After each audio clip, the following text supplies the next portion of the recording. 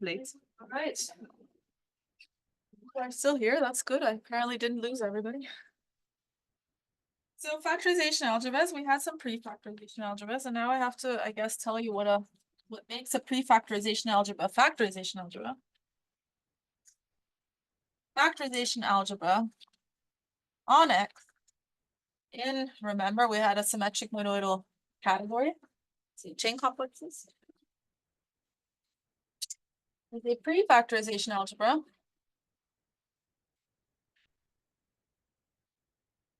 such that there are two conditions. The first one is multiplicative.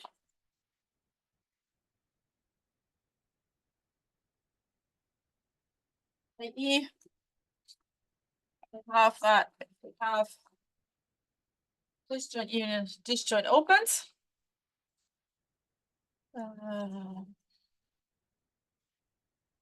Then we have a map to A of the disjoint union. Just setting V equals the disjoint union here, and I'm asking for this to be an equivalence. And the second one is that the empty set is the symmetric monoidal unit. So this is in the two examples that we had before. I artificially included that the empty set was just a ground field K. And this is why. So in the examples we had before, remember we had the algebra.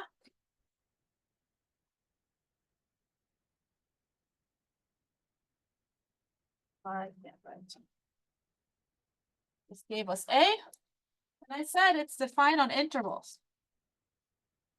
But I could have also taken finite disjoint unions of intervals.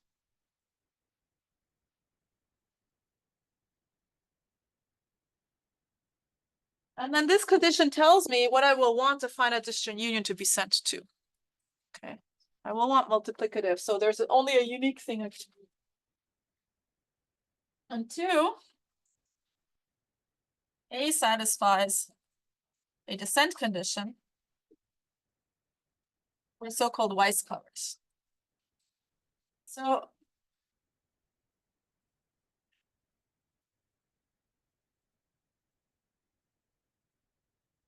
first I have to tell you what's a Weiss cover.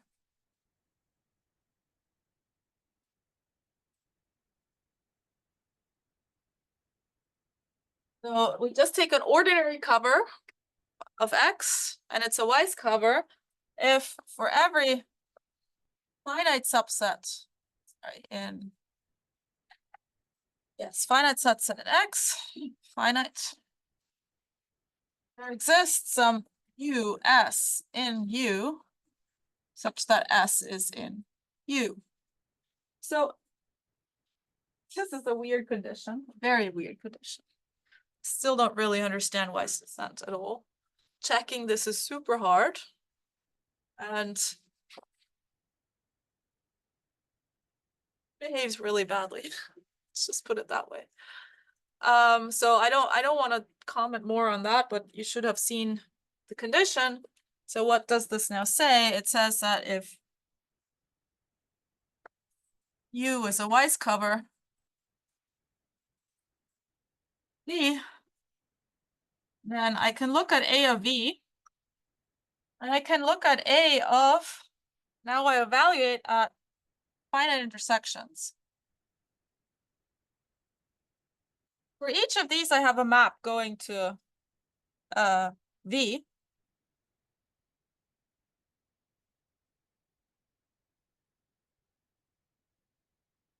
And these actually assemble into colimit. So I have a map like this, and I ask that this is an equivalent. So this is a sheaf condition, co-sheaf condition. So, I mean, really for the purposes of today, it's not so important. I just want to have it, you should have seen it. If I tell you about factorization algebras, there should be the condition written at the board. But it's really annoying. So for the algebra and bimodule examples, I only told you what to do on intervals, or now on intervals with finite disjoint unions. Okay, and so basically to get a factorization algebra on all of X, one will want to use the Weiss condition basically to extend.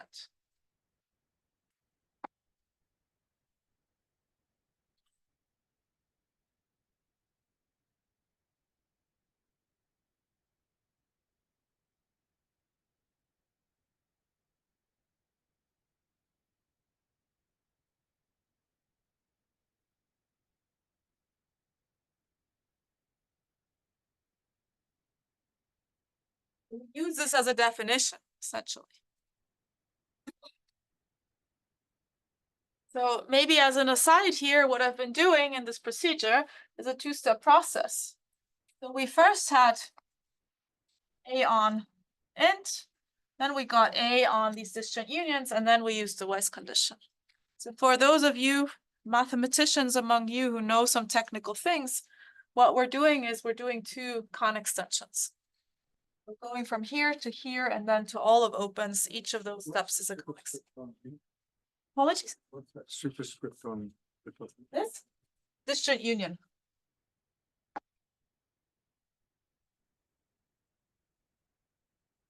For those of you who are technically minded, to go from here to here to here, we use successive Kahn extensions. And it's, you actually have to write a paper that these things are possible. And so here I should mention my partners in crime. So Island Carson is my PhD student who's hopefully graduating in a few months. And Tashibaida is my postdoc, well, technically former postdoc. He'll be in Regensburg.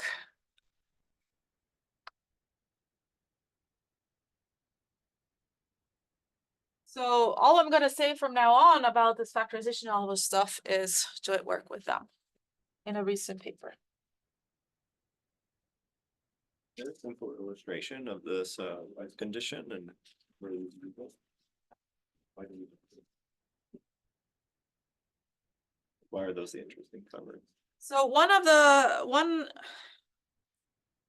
so in this Kevin Owen work, Kevin Costello-Guilliam work, one of the prime sources of examples of factorization algebras is the following. You take a co-sheaf, say compactly supported sections of some bundle, something like this. And you want to do, so valued in chains, and then you want to do a sim construction. Take, like, for every open U, you take sim of E. And this condition is the translation of the co-sheaf condition to the sim of E. Ah, I see. So in that sense, like, it shows up very naturally. I mean, there are examples of like the factorization algebras that show up in their context are all variations of the sim of E, where E is some co-sheaf, where like actually even compactly supported something, and then like variations of that. If you take fermions, then you should take like a wedge instead. Have this nice property. Yeah, so I mean, my things are chain complex valued, so I always take like the appropriate sim for chain complex. Yeah, so absolutely, right. But at the same time, so I mean, like, you could also have taken just, forms, round forms or something like this, or holomorphic forms, etc., etc. But somehow, I mean, basically, those are the only ones I know really how to prove the Weiss condition for. Mhm. Unless we're in a good setting where the Weiss condition in a certain way is automatic. And so that situation is what I will talk about next, which is basically all examples I ever look at are topological and hence what constructible.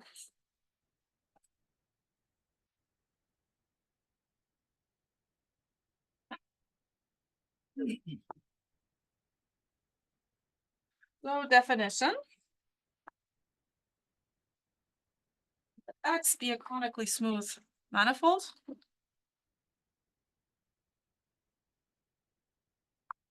So what does that mean? I'm not going to give a definition because this is annoying. There are nice stratified spaces.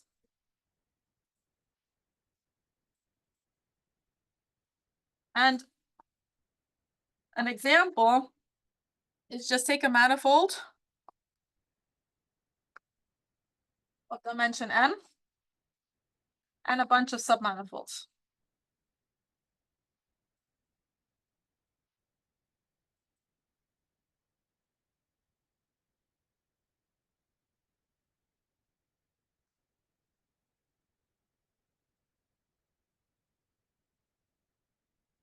So all the pictures that will appear look like this. In particular, the picture of the bimodule. Maybe we have multiple points, etc. And so now if I have a factorization algebra, A could be even a pre-factorization algebra called constructible.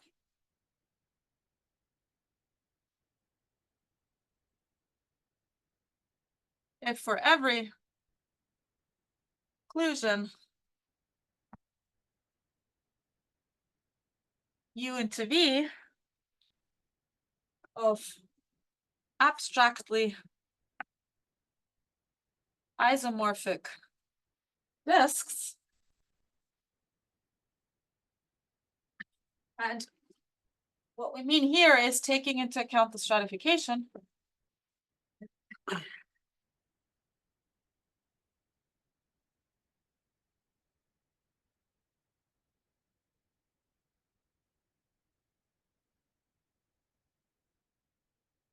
And we have a map from A of U going to A of V, and this is supposed to be an equivalence.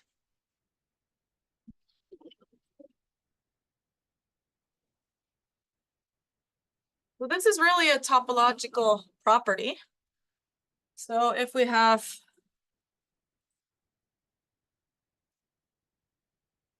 something like this, inclusion of manifolds, these are my strata. Then I could have, for instance,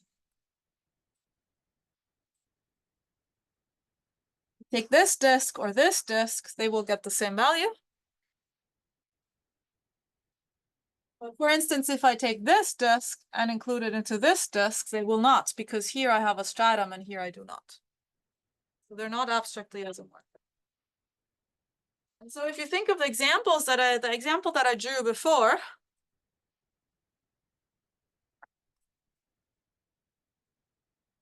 all three of them, they're all constructible. So here we had this picture, here we had this picture, and here we had this picture. They were all set up in a way. I mean, here I said every interval is sent to an algebra, the same algebra. Here I said everything to the left is sent to one algebra, everything on the right is sent to one algebra, and every interval containing the point is sent to the single bimodule. Okay, so these were inherently, by definition, constructible.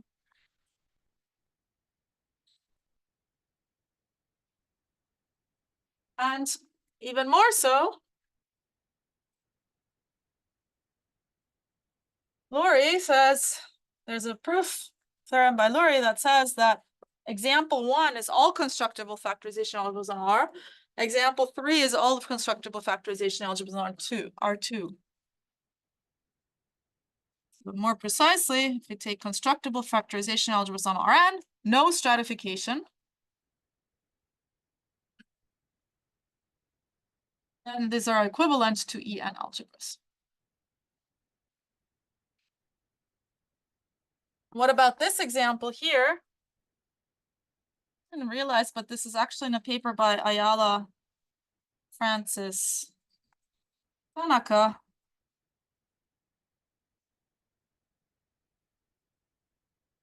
More or less, different language, needs translation. But if we take factorization algebras on this line with a point, then this is equivalent to category of bimodules if you set it up in a right way, in a coherent way.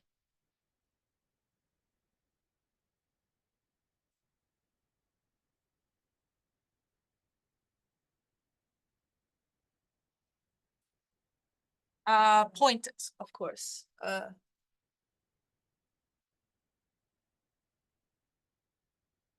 Very important. Okay, so we have algebras, we have bimodules. That looks like a good step towards a Merida category if we want to encode algebras and bimodules. But to do this, we need the following two theorems.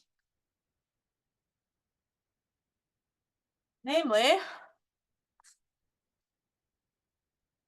constructible factorization algebras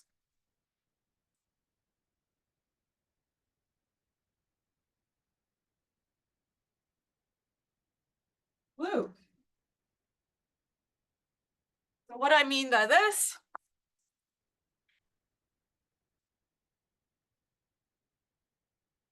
given you open cover of X, just a usual cover, not these weird things. Forget about these weird things. Then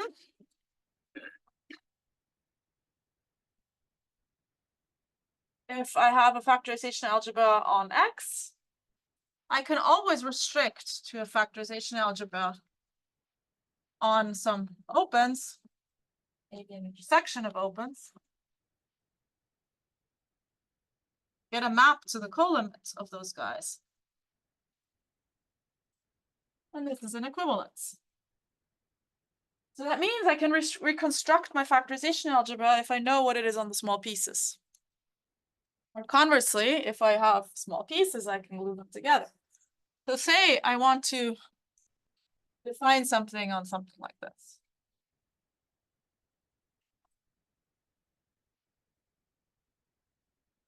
So I will choose a nice open cover.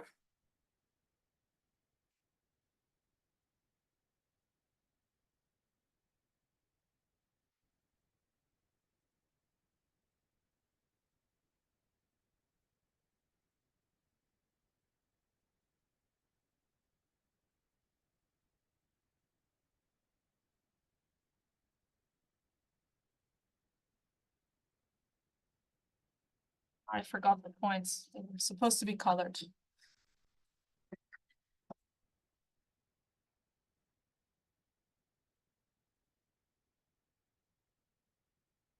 So if I'm given factorization algebras on the UI, such that on the intersections, I have an equivalence.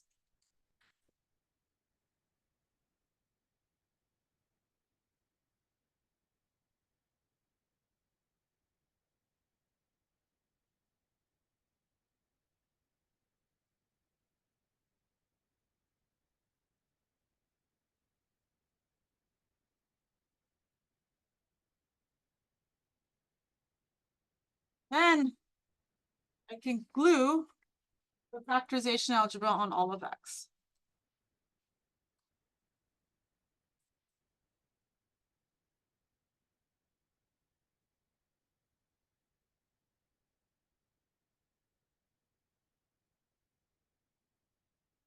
And what this allows me to do is use this here to say that on just this little strip with the point, I get pointed bimodules to translate what something should be on the line with many points. Is this meant to encode like QFTs with defects, junctions and things? It will, yes. Here I have some M1, 3. Here I have some M2 and some M4. And there are a bunch of algebras floating around in between.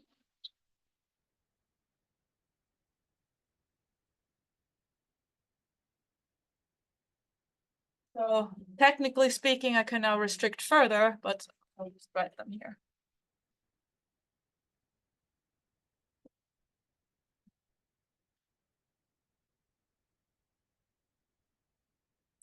This seems like a local to global It is.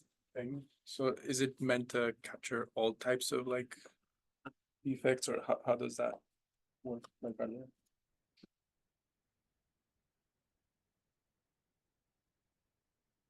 It is absolutely a local to global thing. So about defects, I mean in the category I'm gonna build, if we're are there. This will be a higher category, so morphisms are supposed to be defect theories. And then, I mean, the local picture looks like just one of these, but then you might have multiple, and then like composition in the category corresponds to smashing of defects. So that's the TFT side if we have the category that we have built. From just the factorization algebra itself, not sure I want to call. Anybody else wants to add something, feel free. We're not the only person who knows factorization algebras here.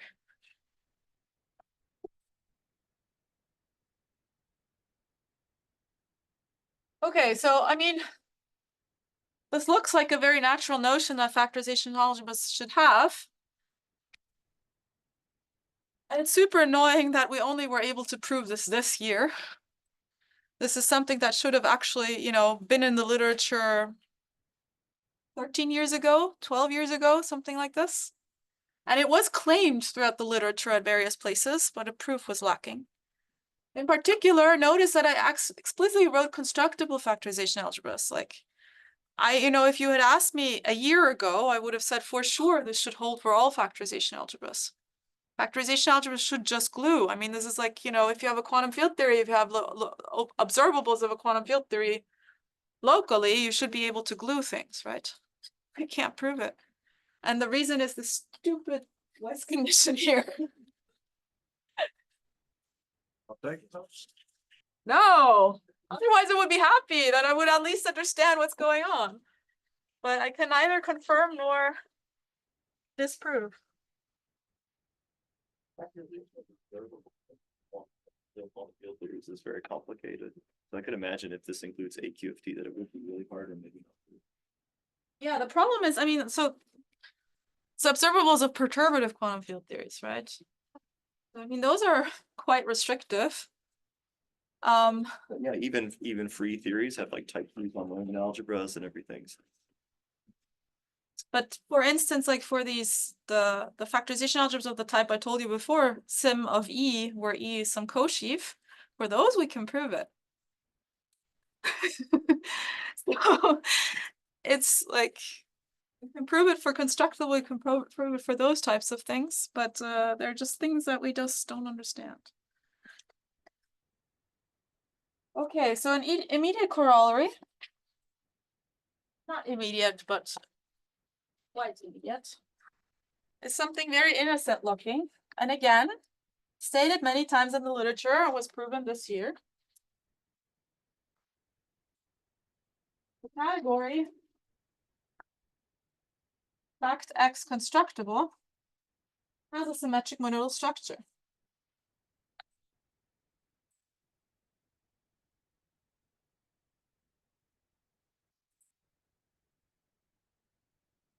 Again, this is something very basic and quite surprising that it's so hard to prove. Okay, but those are two essential ingredients that, I mean, it's also a bit embarrassing. I should have realized as a PhD student that those proofs are missing, but you know. Certain more senior people tell you it's true, you believe it, and then that's screwed. But somehow the philosophy of our paper was to kind of give you tools for producing new factorization algebras. So this first one certainly does, right? I mean, like if we have an open cover, we can glue things together. So that certainly gives you a tool for producing new factorization algebras. And I want to mention one more. And we weren't aware of this, but Chris Broth and Nick Rosenblum had an independent proof using different language, but it's, I mean, and a different proof technique, but it's the same result.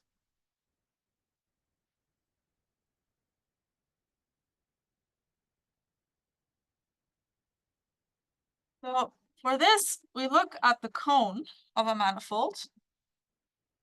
This is the following thing. I take Z cross 0, 1 and contract 0. So, I mean, this looks something like, I have my cone point, that's my 0. Then I have my cone, which is on some Z.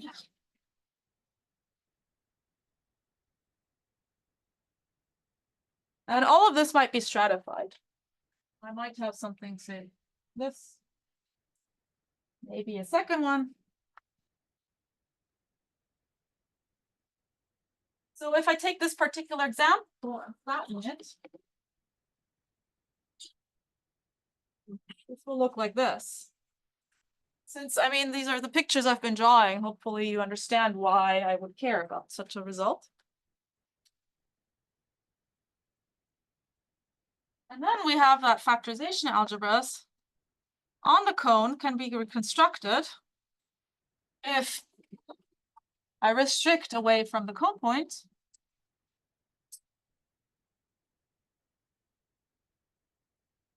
or I just project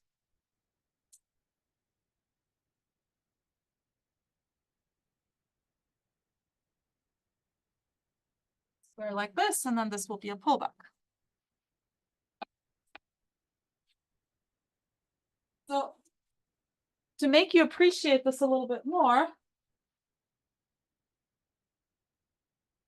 this here is just an algebra together with a module. That's essentially what we have here. Maybe with points, but whatever. This here is just an algebra.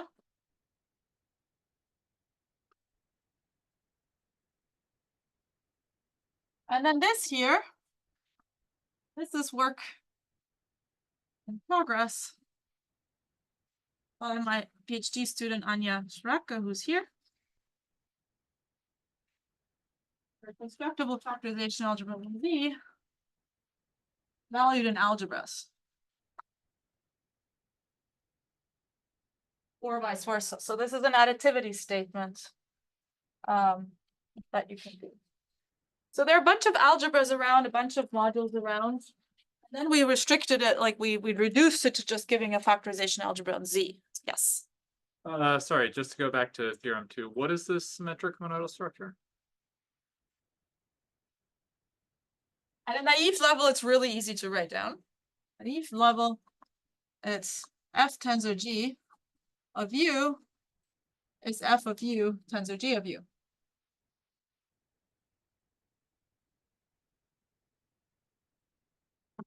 So it looks very innocent. Surprising that it's so hard to prove.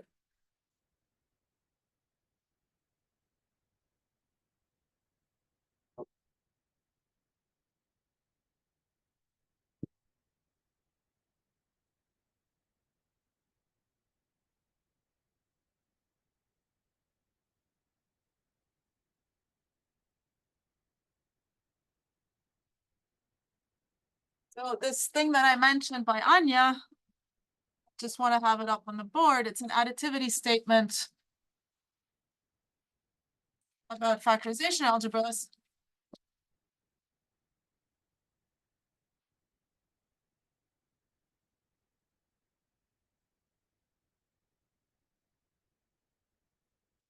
So without constructible, this was proven in Eric Berry's PhD thesis and as a paper together with David Ayala, and also with, yeah, without stratification plus constructibility, both of this, and with stratification with constructible. That's Anya. Work in progress. And a nice corollary of this result, the comparison of factorization algebras, constructible, sorry, on this in CAT.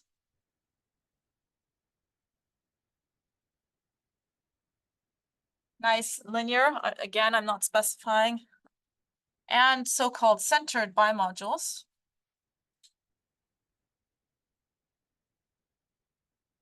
Appearing in Brashear, Jordan, Snyder's work.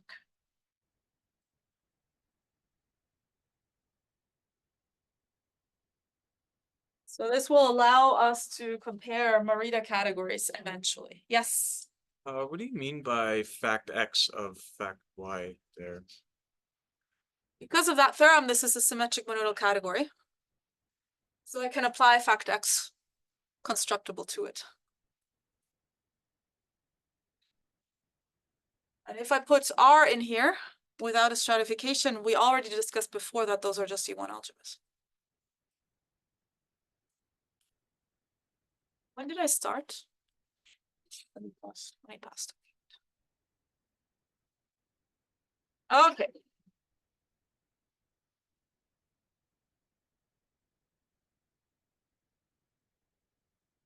Voices.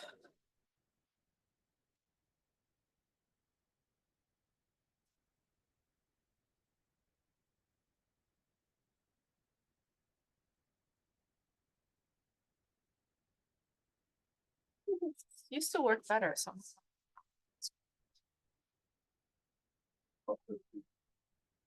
Thought so too.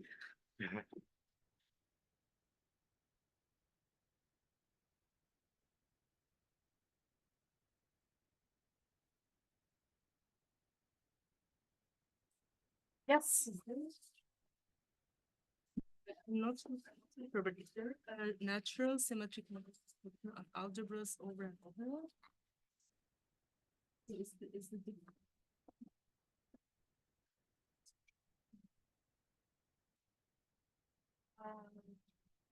The hard part of showing this is showing that it's a factorization algebra and not just a pre-factorization. Yeah, certainly.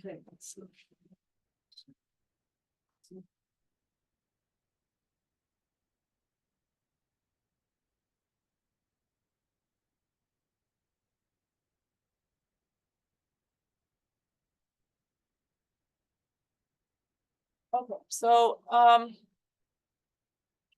now there are two things I want to get at. So first of all is my pun, the pointless factorization algebras. The second one is the Merida category. So pointless factorization algebras. So we saw that we needed pointed bimodules.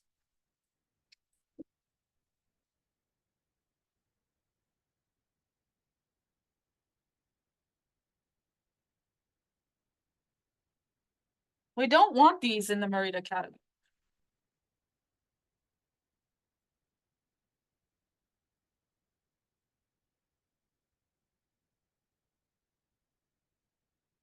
Those of you who know what dualizability is, it's for dualizability reasons, because we want certain higher dualizabilities and those won't exist if we have points floating around.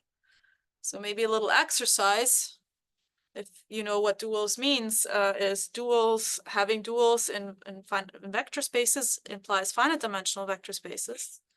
Having duals in pointed vector spaces implies one-dimensional vector spaces. And one-dimensional, I mean, that's a restriction we really do not want to have.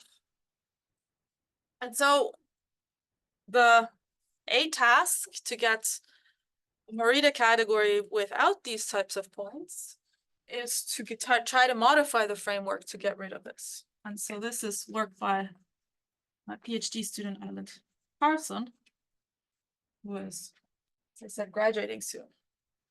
And so somehow start with X as stratified space. And for simplicity, let's just take X to be something like this. So what we do is now we replace opens of X by something very innocent looking. Call this open M of X. So this is again a poset, but it's not, we have all open sets. But we have not all inclusions, namely we have only inclusions So this sits inside but not full.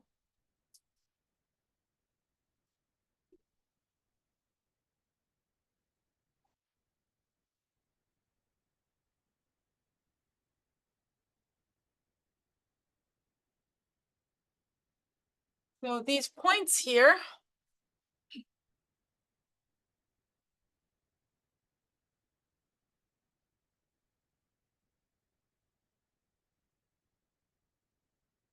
P1, P2, P3, P4.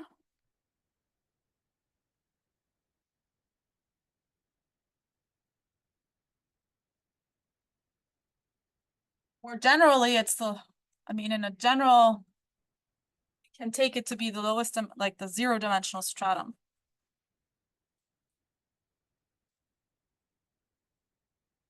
And so we only take inclusions such that I intersect with x0. This is a bijection.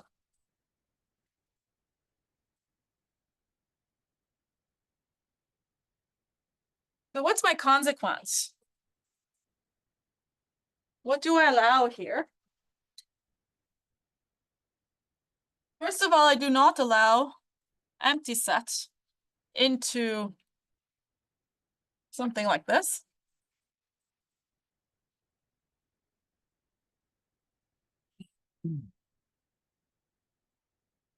But I do allow empty set into this.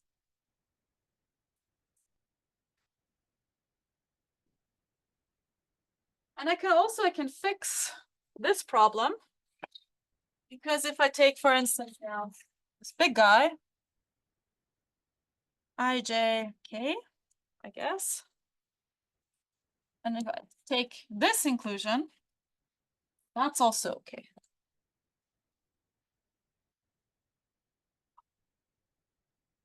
I'm not allowing j into k.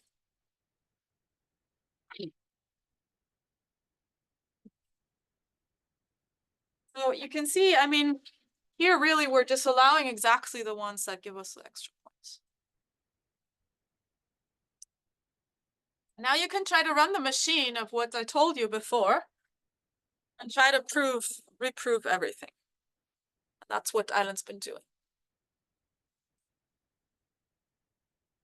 Okay, so they're pointless because we're getting rid of these chosen points in the bimodule. Yes. If you don't allow any MTs, say you have some non-unital algebras. You would hope. And actually that's what I tried for, you and I tried years ago. But you don't, I mean, you get weird non-unital algebras because the Weiss condition gives you an extra condition. The Weiss condition tells you something, you have a non-unital algebra such that if you take the A tensor A over A, that's equivalent to A. But usually to prove that, you need unitality, the algebra. So we tried actually for a really long time to set up a category with that. And then you have these super weird non-unital algebras with this extra condition, and very unnatural, very strange. And so I was really happy when we found this version. Because now we have actual algebras and we just got rid of the. Are we still assuming things are constructible on this board? We will want to, yeah. I mean, you can set it up without constructible. You can set everything up without it. I mean, really, we're just changing the set that we're working with. But then for this type of theorems, of course, you need.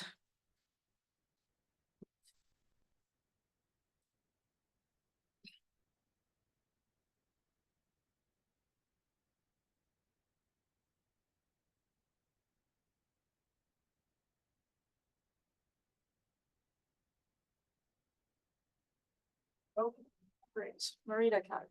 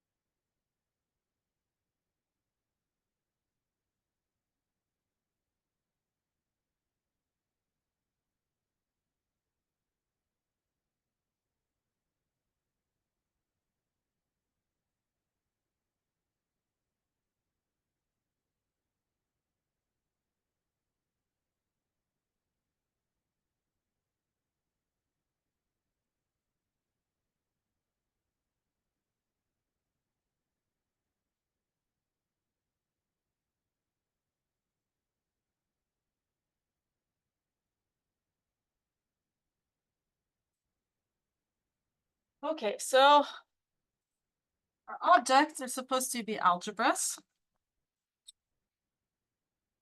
Well, those are the same thing as constructible factorization algebras on R with no stratification. One, I modules. The same thing as constructible factorization algebras on R together with a chosen point.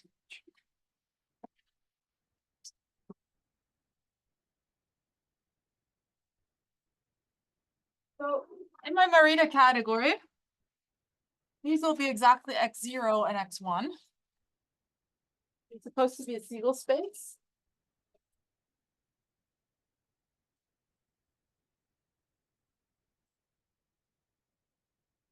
Not quite, almost.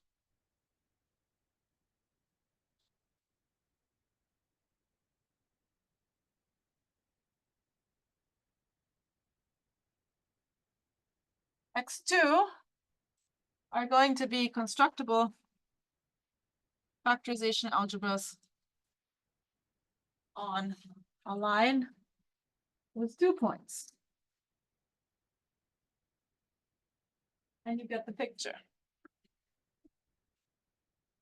So if you look at what we have above here, we have these 2 points. This will tell me that it's glued from something with 1 point and something with 1 point. So it's the data of 2 bimodules.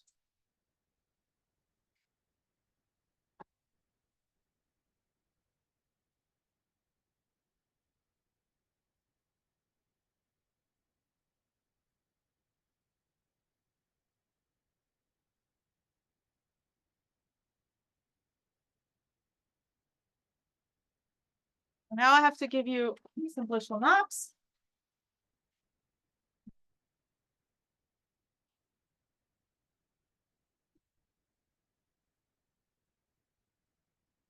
What do I do?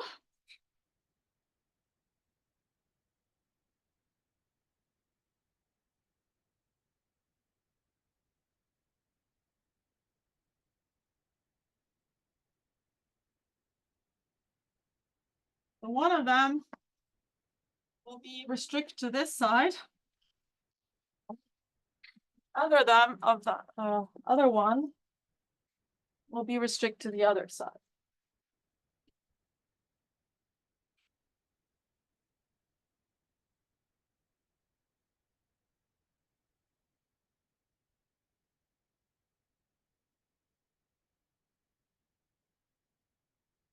So how do I produce something from this type of picture with 1 point? There are 3 things I can do.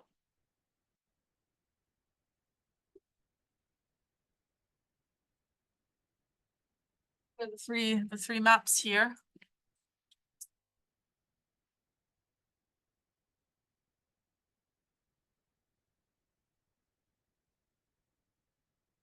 So either I restrict to this, or I restrict to this. And then there's an interesting one, the one in the middle. So a fact, I can push forward.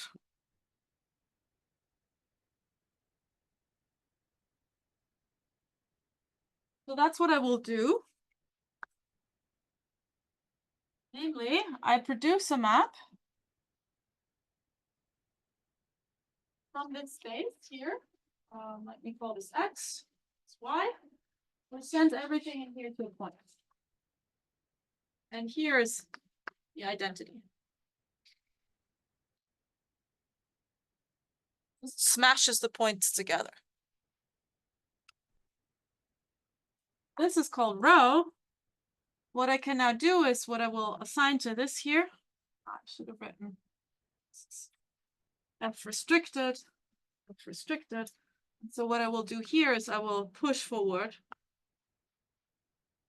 my F along this.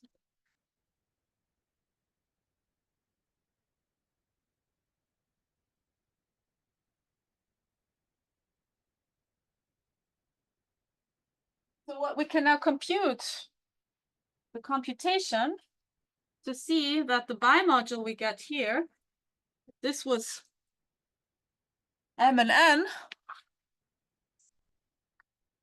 We kind of translate back over, and what we get here is the relative tensor product. Follows from the Weiss condition.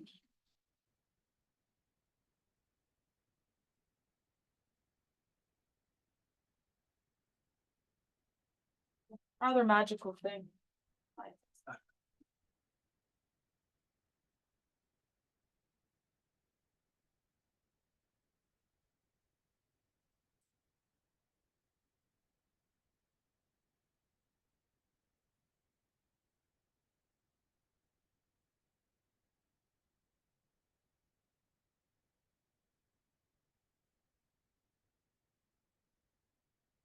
Again, if you want to see the full gore details, I mean, this has been known for a long, long time. But if you want to see this explained in simple terms, then go to that paper that I mentioned. Can I ask? Yes. I thought we could maybe, instead of strata, think of like removing, we start with an interval and we remove this point and we are stuck with two intervals or something.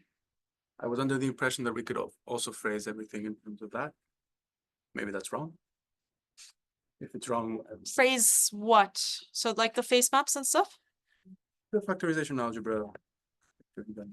So if we have a factorization algebra on this space, it depends on what you mean by remove the point. So if I just say I keep the factorization algebra, remove the point from the stratification, and what I will get is not a constructible factorization algebra anymore. What I had in mind was like I have a factorization algebra on the space which is two intervals or something. I don't know if that's, you're saying that won't be constructible. So if you're saying I have my F together with my space, now in the space I remove my point and I restrict my factorization algebra to that. I was thinking having one in the space that is two disjoints. But I start with this data, no? Yeah, I was proposing something, but Let me finish. sorry. So I mean, what the pair of these maps is I mean, by gluing, the pair of these maps is the same as a factorization algebra on the disjoint union of the red and the green. So that's what I want to say. That's exactly what you are proposing. Right, so if I take my factorization algebra on this thing, I remove the point, I restrict the factorization algebra to the rest, I get that data is equivalent to the pair of these two. But I can't see the bimodule more. Then the bimodule's gone, yeah. Information. Bimodule sits at the point. But what I had in mind is that if I had two disjoint intervals and I consider an open there, that is sort of like half and half, then I still have. No, then you get the so if this algebra is A and this is B, you get A tensor B. You said the disjoint union between the right splits. Yeah. Any other questions?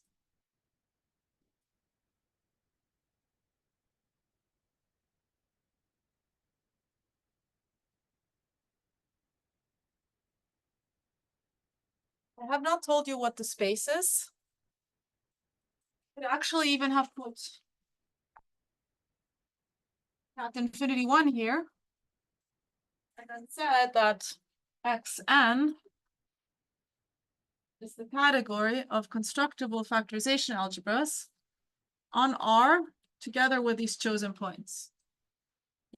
It's almost because we allow those points to vary and then you have to be tricky with that. So this is bookkeeping that I'm not telling you about. That is really a pain. But for the purposes of these lectures, I think it's okay to admit to. And converse, yeah. Is it going to be also pointless? Are these the pointless factors? So in the original construction. Okay. So Sorry, this, maybe it's not no, this is a good point. I mean, this is really good. I just realized I had forgotten something very important, namely this construction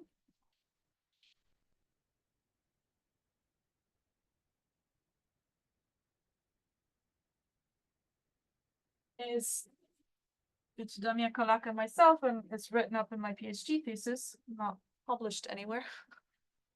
And so Island will do an unpointed version, or is constructing the pointless version.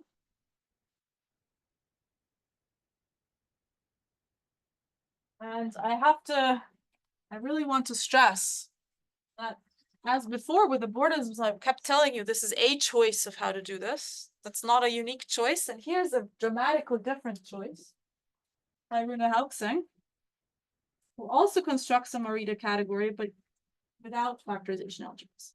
Very different tools.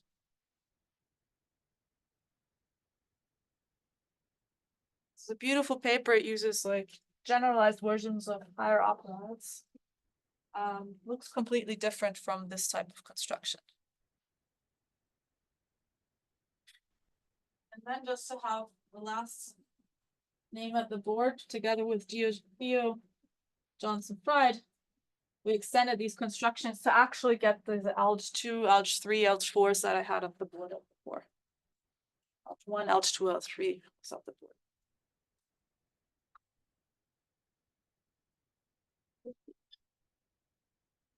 All right, so I've been cheating a lot telling you about this stuff. Because, I mean, these maps seem to work out fine. But I told you to get something like this, we also need maps in the other way. And with what I told you so far, this doesn't work.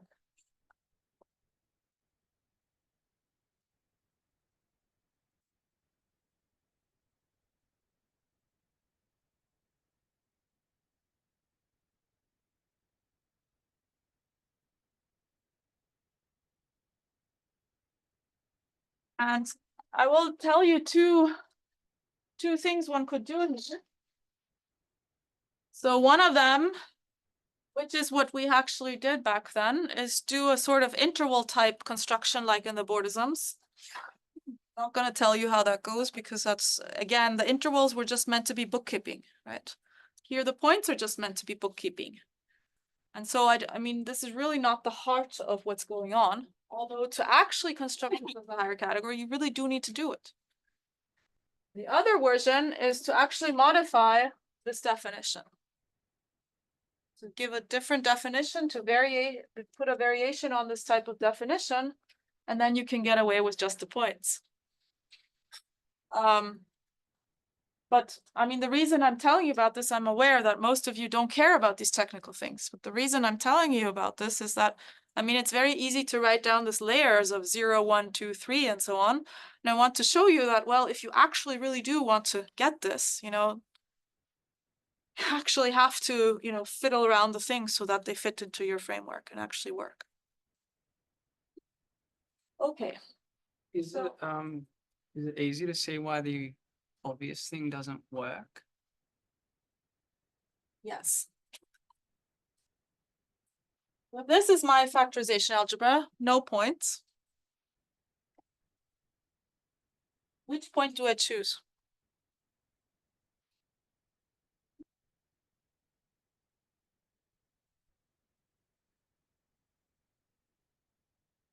I could try to be clever and say I take the one in the middle. That's what I tried back then. Thought that's the obvious thing to do. But now, what do we do if we go on?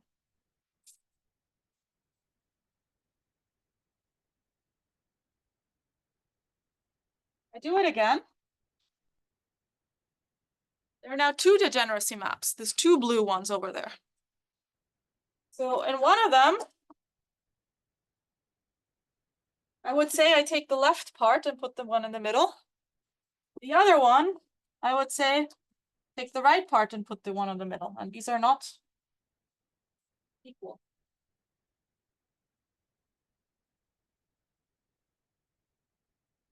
So if I do this, I get this one. If I do that one, I get that one. Those are not equal, but if it's a simplicial object, they would have to be equal. Equal on the nose, not up to homotopy. Up to homotopy, you're fine, which is why morally this is a stupid reason. It's just a bookkeeping issue. But as it is with higher categories, you have to deal with that.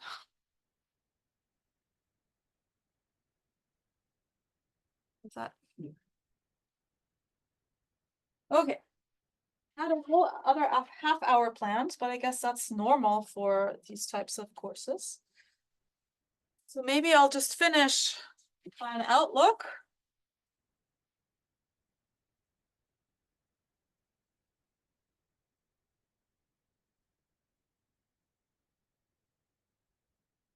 So first of all, I told you that,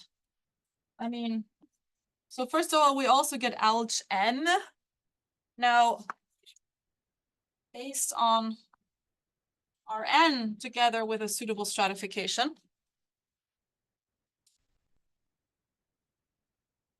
And the one with points or the one without points. Maybe I should call this the one with, I don't know, with points or without points. You can choose whether you want to put an L here or not. And then one can ask for dualizability.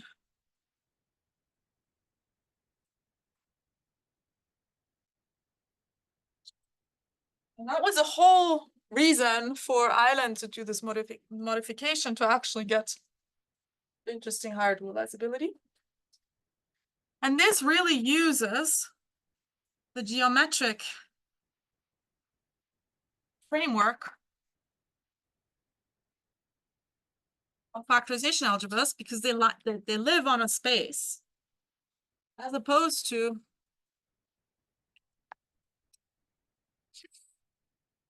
operatic version of Rune.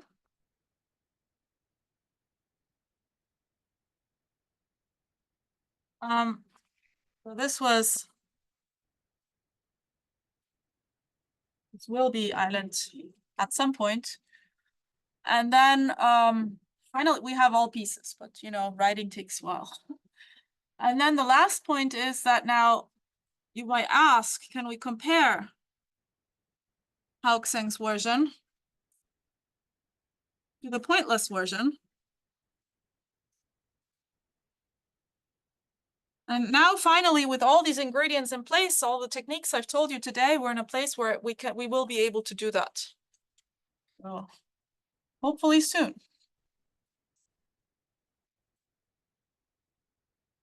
All the puzzle pieces are there.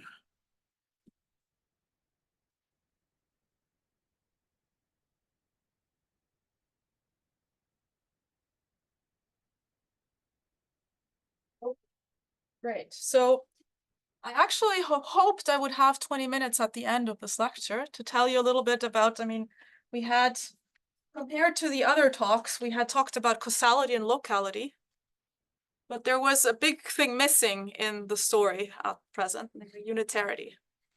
And so I actually wanted to give you a little bit of an outlook on unitarity for these higher categories and how to be able to encode these things.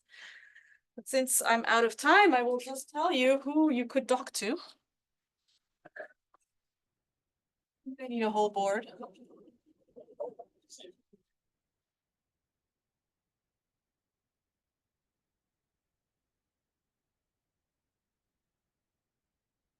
Friday afternoon, so maybe you don't have that much time to talk to people, but on Zoom land or something.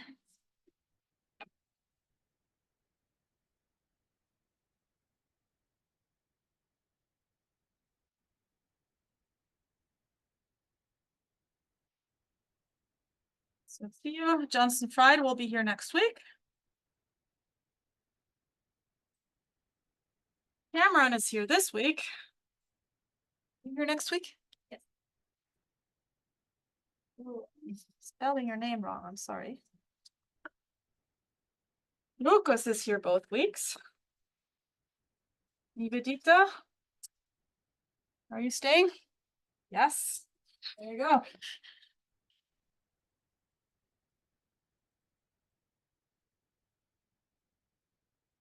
Steve Pennies Yeah.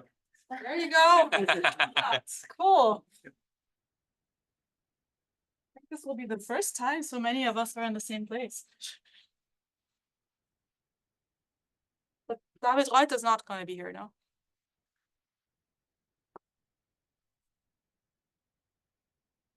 Well, I'm gonna be here Monday, Tuesday, but I'm here now, so. And Luke.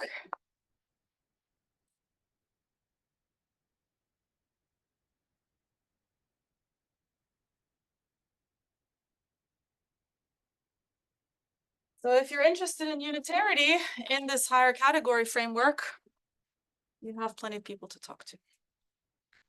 Thank you very much.